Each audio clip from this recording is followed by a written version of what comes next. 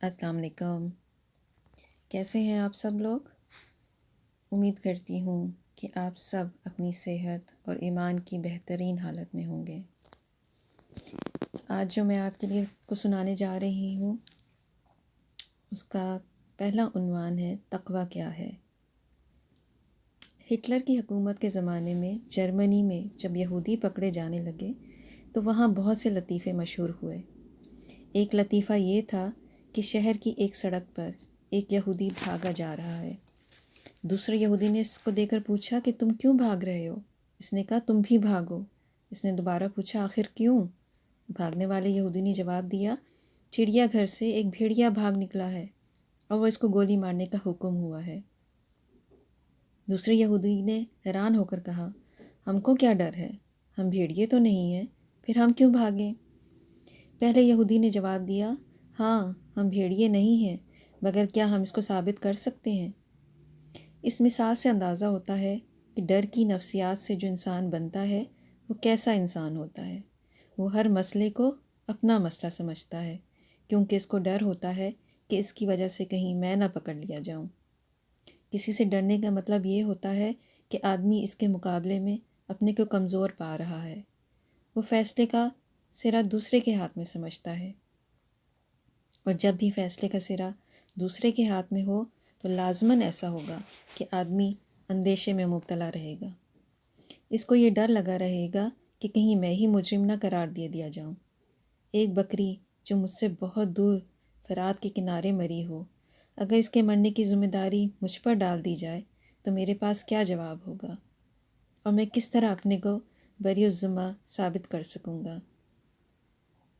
اللہ تمام طاقتوں سے بڑھ کر طاقتور ہے۔ تمام فیصلوں کا سرا اسی کے ہاتھ میں ہے۔ ایسی حالت میں جو شخص اللہ کو پالے وہ اس کی طرف سے مستقل اندیشے میں مبتلا ہو جاتا ہے۔ ہر معاملے میں وہ سوچنے لگتا ہے کہ اللہ کی عدالت میں کہیں مجھ کو اس کا ذمہ دار نہ قرار دے دیا جائے۔ اپنے کو بچانے کا جذبہ اس کو مجبور کرتا ہے کہ لوگوں سے معاملہ کرنے میں وہ حد درجہ محتاط رہے۔ لوگوں کے ساتھ وہ ہمیشہ فیاضی کا سلوک کرے، وہ لوگوں کے حق سے زیادہ انہیں دے۔ اس کا کوئی ساتھی یا اس کا ماتحت اگر کوئی غلط کام کرتا ہے تو اس کا خطرہ ہے کہ وہ اپنے اوپر محسوس کرتا ہے، کیونکہ وہ سوچتا ہے کہ خدا اگر قیامت میں کہہ دے کہ تمہاری وجہ سے اس کو جرأت ہوئی تو میرے پاس کیا عذر ہوگا۔ اس کی لا علمی میں ظلم کا ایک واقعہ ہو تب بھی وہ کام چاہتا ہے کہ اگر اللہ کے یہاں یہ کہا جائے کہ تم عوامی قائد بنے ہوئے تھے تو تم اس سے باخبر کیوں نہ ہوئے، تو میں اللہ کو کیا جواب دوں گا؟ اس کے دائرے میں کوئی شخص کسی کو ستاتا ہے تو وہ بے تاب ہو جاتا ہے، کیونکہ وہ ڈر جاتا ہے کہ اگر اللہ یہ کہے کہ تم نے اپنی کارروائیوں سے جو ماحول بنایا اس کی وجہ سے ایسا واقعہ ممکن ہو سکا، تو میں کس طرح اپنے آپ کو بری الذمہ ثابت کروں گا؟ کوئی شخص اس کو مدد کے لیے پکارتا ہے اور وہ ایک عذر کر کے آگے بڑھ جاتا ہے تو وہ لرز اٹھتا ہے، کیونکہ یہ احساس اس کو پریشان کر دیتا ہے کہ قیامت میں اگر اللہ یہ کہہ دے کہ تم نے اپنے جس کام کو عذر بنایا اس سے زیادہ ضروری یہ کام تھا کہ تم اس کو چھوڑ کر میرے بندے کا ساتھ دیتے، تو میں یہ کہہ کر چھوٹ سکوں گا کیا؟ ہر آدمی حق کا نام لیتا ہے، اس کے باوجود دنیا میں ہر طرف بگاڑ کیوں ہے؟ اس کی وجہ قرآن کے لفظوں میں الحاد، انحراف ہے، یعنی بات کو صحیح رخ سے غلط رخ کی طرف موڑ دینا۔ الحاد کی ایک صورت جو موجودہ زمانے میں بہت زیادہ رائج ہے وہ ہے انفرادی حکم کا رخ اجتماعیت کی طرف کر دینا۔ جس حکم کا خطاب آدمی کی اپنی ذات سے ہے اس کا مخاطب دوسروں کو بنا دینا۔ مثلاً قرآن میں ہے کہ اپنے رب کی بڑائی کر اور اپنے اخلاق کو پاک کر۔ اس آیت میں اگر دوسروں کے اخلاق کو پاک کرنے کا معنی لے لیا جائے تو سارا معاملہ الٹ ہو جائے گا۔ یہ آیت ذاتی اصلاح کا سبق دے رہی ہے، وہ صرف دوسروں کے خلاف اکھاڑ پچھاڑ کے ہم معنی بن کر رہ جائے گی اگر ہم انفرادی طور کو اجتماعی طور پہ ٹال دیں۔ اسی طرح تمام احکام کا حال یہی ہے جو حکم ہر خدا کی طرف سے دیا گیا ہے، اس کا سب سے پہلا خطاب آدمی کی اپنی ذات سے ہے۔ مگر موجودہ زمانے کے انقلابی دینداروں نے تمام احکام کا رخ دوسروں کی طرف کر رکھا ہے۔ یہی وجہ ہے کہ دین و مذہب کے نام پر بے شمار ہنگاموں کے باوجود کوئی اصلاح نہیں ہوتی۔ ہر قسم کی اصلاح اور ہر قسم کے بگاڑ کا خلاصہ دو لفظ میں ہے۔ پہلا، اللہ بڑا ہے اس لیے میں بڑا نہیں ہوں۔ دوسرا، اللہ بڑا ہے اس لیے تم بڑے نہیں ہو۔ پہلا جملہ اللہ اکبر کے کلمے کو صحیح رخ سے لینا ہے، اور دوسرا جملہ اللہ اکبر کے کلمے کو غلط رخ سے اختیار کرنا ہے۔ اگر آپ کہیں کہ اللہ بڑا ہے اس لیے میں بڑا نہیں ہوں، تو آپ کے اندر اپنی ذات کے بارے میں ذمہ داری کا احساس جاگے گا۔ آپ کے اندر سے گھمنڈ نکلے گا اور سنجیدگی اور ذاتی اصلاح کا جذبہ پیدا ہوگا۔ آپ کے اندر تواضع ابھرے گی جو تمام بھلائیوں کی جڑ ہے۔ اس کے برعکس جب آپ کا نعرہ یہ ہو کہ اللہ بڑا ہے اس لیے تم بڑے نہیں ہو، تو اس سے گھمنڈ کی نفسیات پیدا ہوتی ہے اور توڑ پھوڑ اور دوسروں کے خلاف کھیڑ پچھاڑ کی سیاست ابھرتی ہے۔ اصلاح کے نام پر ایسا فساد ظہور میں آتا ہے جو کسی حد پر رکنے والا نہ ہو۔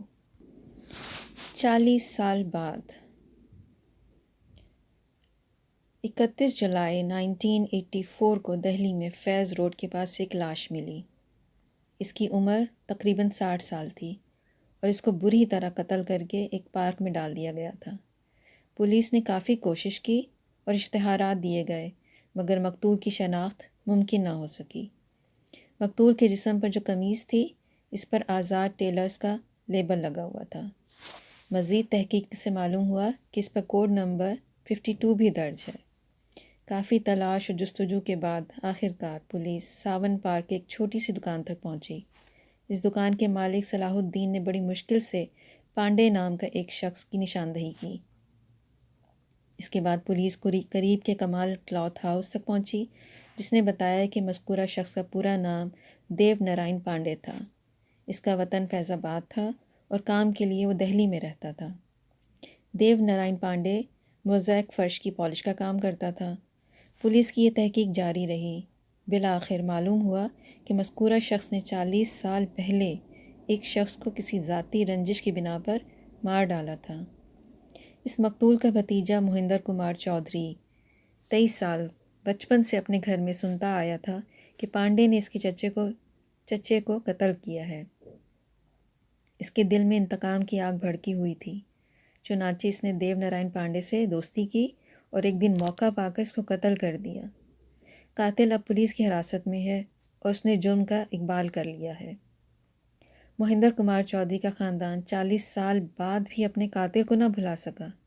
اس کے انتقام کی آگ اس وقت تک ٹھنڈی نہ ہوئی جب تک اس نے مارنے والے کو مار نہ ڈالا۔ ہر ماحول میں ایسا ہوتا ہے کہ ایک آدمی کو دوسرے آدمی سے شکایت پیدا ہو جاتی ہے۔ اس کا حل بدلہ لینا نہیں بلکہ بھلا دینا ہے۔ شکایت کو بھلانا مسئلے کو گھٹاتا ہے اور شکایت کا بدلہ لینا مسئلے کو اور زیادہ بڑھا دیتا ہے۔ مگر یہ کوئی آسان معاملہ نہیں۔ آدمی ایک کھوئی ہوئی چیز کو اسی وقت تک بھلا سکتا ہے جب کہ وہ اس سے بڑی چیز اپنے لیے پا لے۔ محرومی کو بھلانے کے لیے ہمیشہ کوئی بڑی چیز درکار ہوتی ہے۔ یہ بڑی چیز صرف آخرت ہے۔ آخرت کا عقیدہ آدمی کو وہ سب سے بڑی چیز دے دیتا ہے جس کے مقابلے میں ہر چیز کم ہے۔ یہی وجہ ہے کہ آخرت کو پانے والا ہر دوسری چیز کا کھونا گوارا کر لیتا ہے۔ آج کا آخری ٹاپک ہے کیسا عجیب۔ کرناٹک کے گورنر مسٹر گووند نارائن کی لڑکی نندنی کی عمر ابھی صرف 38 سال تھی کہ 16 ستمبر 1981 کو نئی دہلی میں اس کا انتقال ہو گیا۔ ایک ہنستی ہوئی زندگی اچانک خاموش ہو گئی۔ نندنی بہت ذہین اور تندرست تھی۔ اس کی تعلیم خالص انگریزی طرز پر ہوئی۔ اس کے بعد اس نے امریکہ سے جرنلزم کی ڈگری حاصل کی۔ وہ ہندوستان ٹائمز میں سینئر رپورٹر تھی۔ اپنی مختلف خصوصیات کی وجہ سے نندنی اپنے اخباری ساتھیوں کے درمیان بہت مقبول تھی۔